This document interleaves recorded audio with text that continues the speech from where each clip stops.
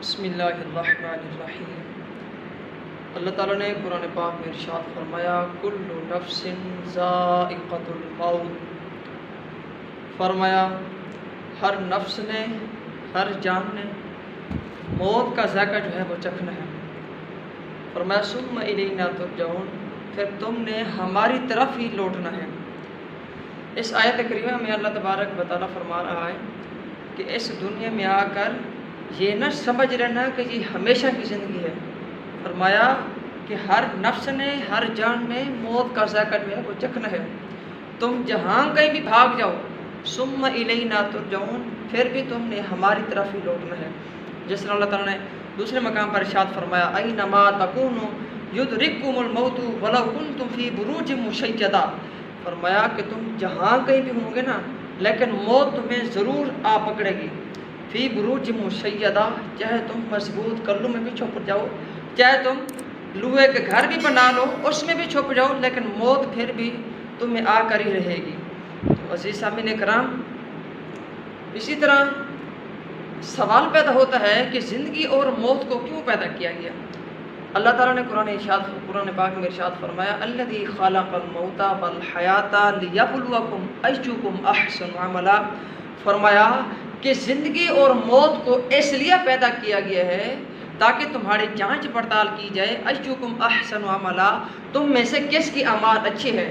تو جی سامعین کرام، اس لیے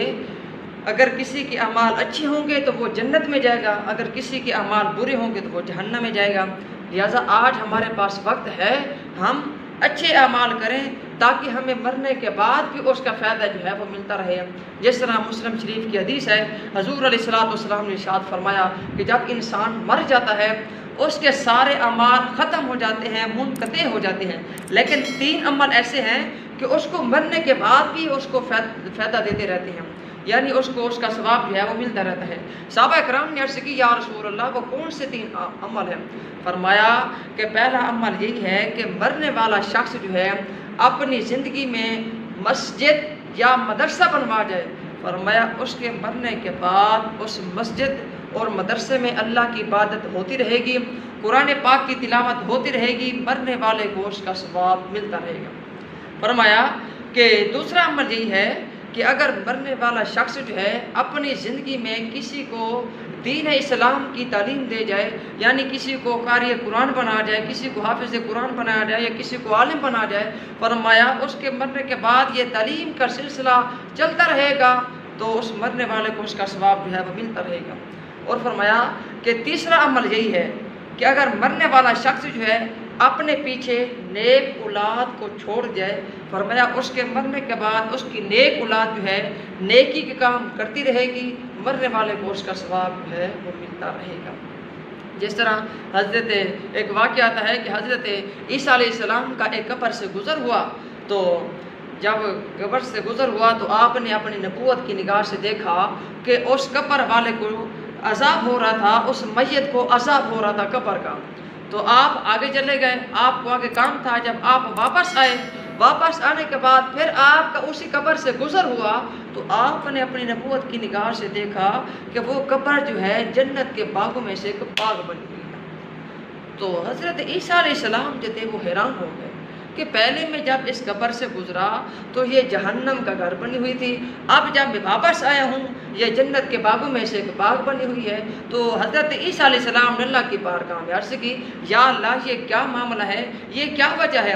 حضرت عیسیٰ علیہ السلام نے جب اللہ تعالیٰ کی بارگاہ میں جب یہ درخواست کی، اللہ نے فرمایا اے عیسیٰ کہ جب یہ شخص جو ہے مرنے لگا تھا اس نے اپنے پیچھے جو ہے اپنی بیوی کی گود میں ایک بچہ چھوڑا تھا، آج بچہ جو ہے جب وہ بڑا ہو گیا ہے تو اس کی بیوی نے اس کو جا کر مولوی صاحب کے پاس بٹھایا ہے، کہا کہ مولوی صاحب اس کو تعلیم دیں۔ تو سامعین کرام، جب اس مولوی صاحب نے اس کو کہا پڑھ بسم اللہ الرحمن الرحیم، اللہ نے فرمایا کہ جب بچے نے مجھے رحمان اور رحیم کہا، بسم اللہ کا بار بار ورد کیا، تو میری رحمت جو ہے وہ جوش میں آئی کہ جس کا بچہ زمین کے اوپر مجھے رحمان اور رحیم کہہ رہا ہے، فرمایا میں رحمان اور رحیم ہو کر اس کے باپ کو زمین کے نیچے عذاب دوں تو یہ میری شان و شوکت کے لائق نہیں ہے۔ تو عزیز سامعین کرام اللہ نے فرمایا اے عیسیٰ میں نے اسی وجہ سے اس کو بخش دیا ہے۔ عزیز سامعین کرام دیکھیے معلوم ہوتا ہے کہ یہ دین عمل کرنے سے بندے کو مرنے کے بعد بھی اس کا فائدہ جو ہے ثواب جو ہے وہ ملتا رہتا ہے۔ تو اسی طرح موت جو ہے وہ برحق ہے، ہمیں چاہیے کہ ہم جو ہے موت کی اچھے طریقے سے تیاری کریں، کیونکہ موت کا جو وقت ہے وہ مقرر ہے۔ اللہ نے ارشاد فرمایا کہ فَإِذَا جَاءَ أَجَلُهُمْ لَا يَسْتَأْخِرُونَ سَاعَةً وَلَا يَسْتَقْدِمُونَ، فرمایا پس جب موت کا مقررہ وقت جو ہے وہ آ جاتا ہے